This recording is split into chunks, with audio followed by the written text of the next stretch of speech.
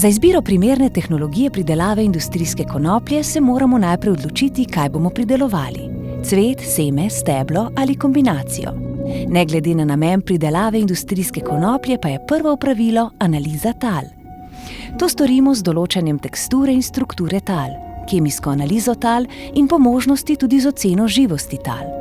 Konoplja je svojo intenzivno rastjo sposobna akumulacije težkih kovin in nekaterih drugih onesnaževal. Zato je pomembno tudi poznavanje onesnaženosti tal iz vidika namena pridelave. Glede na stanje tal in namen rabe naredimo gnojilni načrt in določimo spremljevalne ukrepe, ki bodo podprli rast konoplje.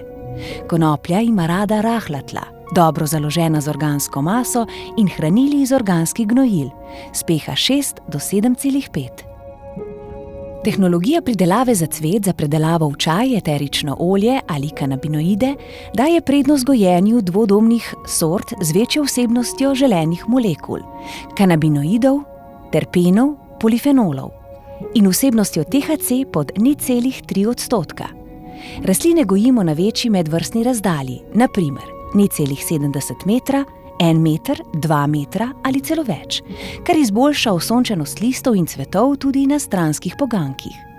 Razdalje izberemo v odvisnosti od ekotipa rastline, od tega, ali rastline vršičkamo ali ne, in odvisnosti od tehnologije oskrbe nasada in strojne opreme, ki je na voljo.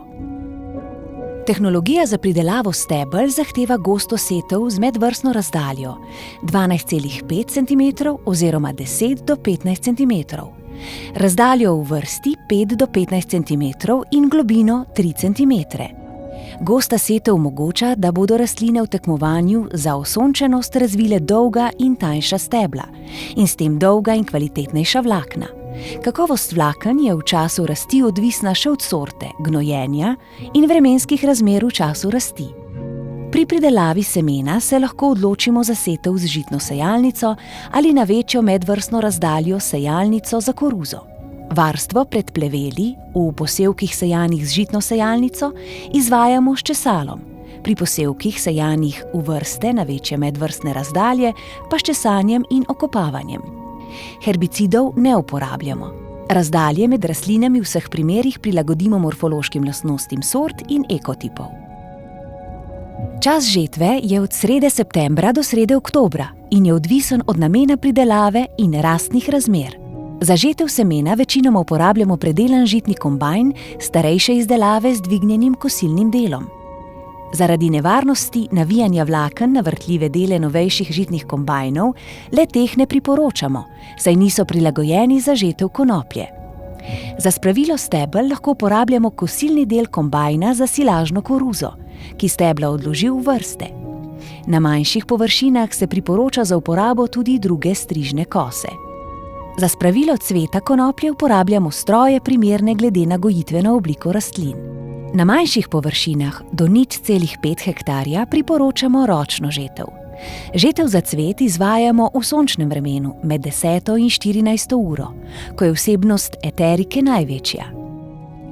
V tujini imajo za žetev konoplje na velikih površinah specializirane kombajne, ki lahko hkrati žanjejo različne dele rastline. Po žetvi se zelena masa ali seme posušita na različnih tipih sušilnic pri temperaturah pod 37 stopinj Celzija, stran od direktne sončne svetlobe. Želena vlažnost semena je pod 9%. Cvet in liste uporabljamo za čaj, ga dodajamo pri pripravi pijač ali z njega s parno destilacijo pridobimo eterično olje in hidrolat, ki se uporabljata predvsem v kozmetiki in aromaterapiji. Z različnimi načini ekstrakcije iz cvetov pridobivamo kanabinoide CBD, CBG, CBN. V kombinaciji z drugimi aktivnimi snovmi, ki se uporabljajo v kozmetiki in v medicini, za lajšanje nekaterih bolezenskih stanj. Kot prehranski dodatki pa so bili zaenkrat s strani Evropske agencije za varno hrano kategorizirani kot novo živilo, kar zahteva pridobivanje dokazil o varnosti vključevanja v prehrano. Luščena semena uporabljamo samostojno v prehrani.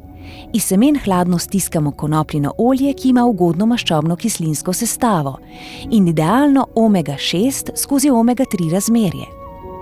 Ostanek po stiskanju imenujemo pogača ali otrobi, ki se uporabljajo v prehrani ljudi in živali, saj so bogati z vlakninami, beljakovinami, minerali in ogljikovimi hidrati. Otrobe v mleti obliki kot moko dodajamo pri peki kruha, peciva pri pripravi testenin in so uporabni pri ljudeh, ki se soočajo z glutensko intoleranco. S presejevanjem konopljine moke pridobimo frakcijo bogato predvsem z beljakovinami, ki so cenjene pri športnikih. Stebla predelamo v vlakna, iz katerih izdelujemo tekstili in vrvi, v zadnjem času tudi biokompozite za uporabo v različnih industrijah.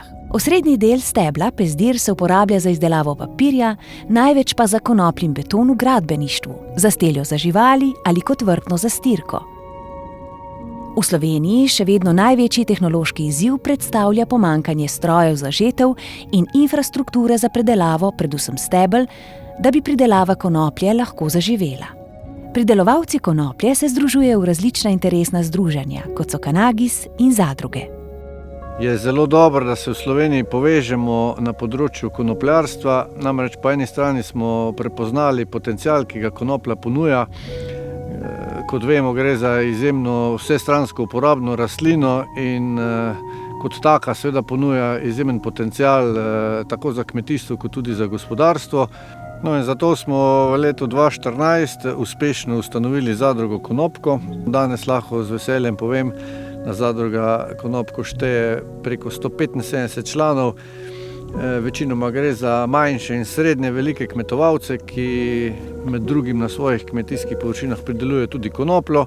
Zadruga seveda kot podporna organizacija ponuja tako strokovno svetovanje, dobavo semenskega materiala, kot na koncu tudi odkup pridelka in v svoji lastni proizvodnji potem proizvajamo določene prehranske izdelke iz konoplje, kot so hladno stiskano konopljino olje, konopljin čaj, moko, CBD kapljice in podobne zadeve.